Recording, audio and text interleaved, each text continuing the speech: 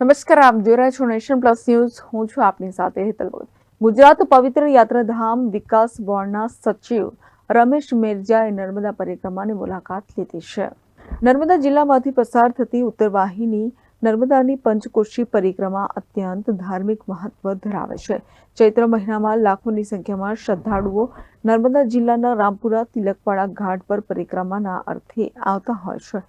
પરિક્રમાર્થીઓને કોઈ મુશ્કેલી ન પડે તે માટે મુખ્યમંત્રી ભૂપેન્દ્ર પટેલના નેતૃત્વ અને માર્ગદર્શન હેઠળ રાજ્ય સરકારના ગુજરાત પવિત્ર યાત્રાધામ વિકાસ બોર્ડ અને નર્મદા જિલ્લા વહીવટીતંત્ર દ્વારા તમામ પ્રકારની સુવિધાઓ ઉપલબ્ધ કરાવવામાં આવી છે. ગુજરાત પવિત્ર યાત્રાધામ વિકાસ બોર્ડના સચિવ રમેશ મેરજાએ મંગળવારની સાંજે નર્મદા જિલ્લાના રામપુરા ઘાટે પધારી સમગ્ર પરિક્રમા રૂટનું નિરીક્ષણ કરી સરકાર દ્વારા 4 ઘાટ પર ઊભી કરાયેલી સુવિધાઓને નજરે નિહાળી હતી.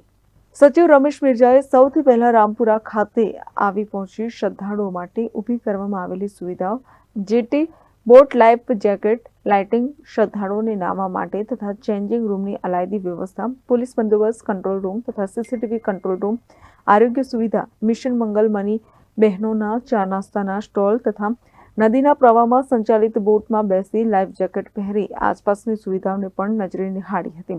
પવિત્ર નર્મદાના દર્શન પરિક્રમા કરીને ધન્યતાનો ભાવ વ્યક્ત કર્યો હતો.